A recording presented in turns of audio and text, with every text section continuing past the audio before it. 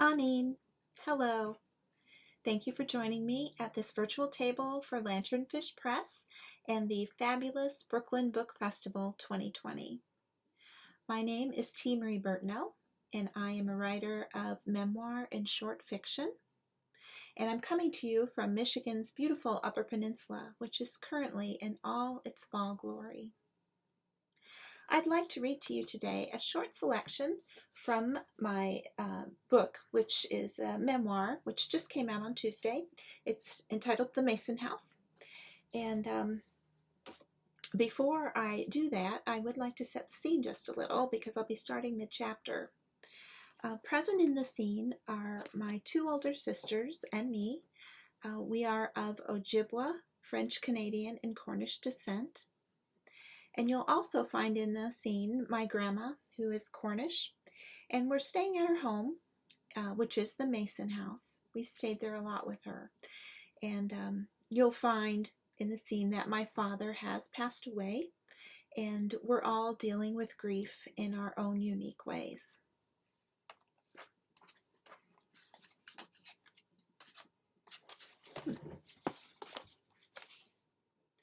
She was draped in a sleeveless cotton nightgown that hung low on her pale shins, and wore white bobby socks with penny loafers.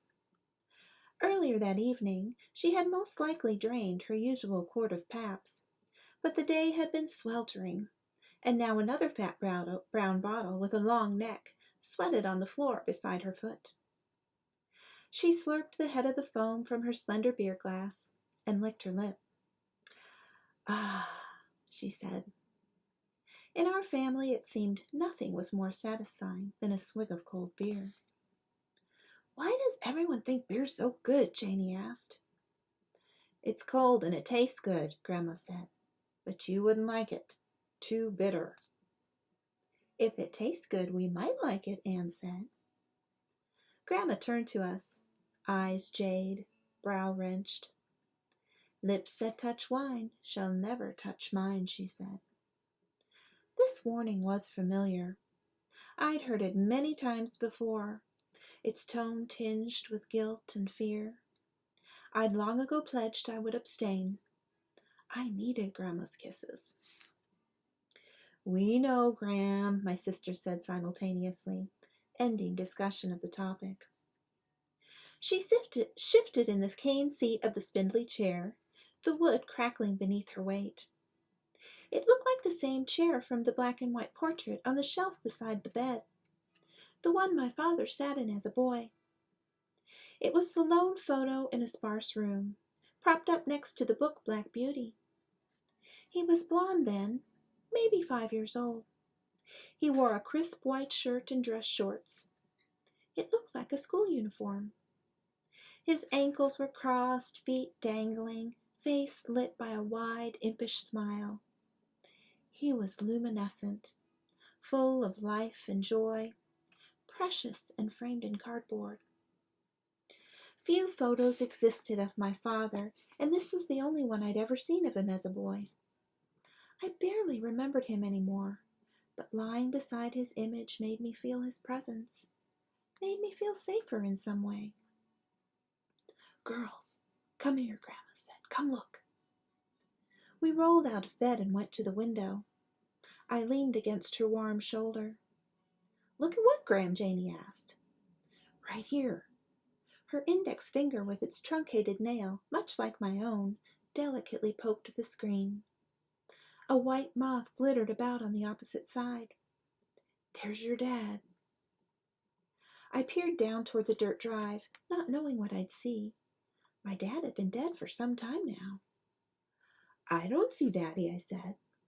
"No, right here, this moth, this white one." She was almost whispering. "I don't know, Gram," Anne said. "Why do you think that's him?"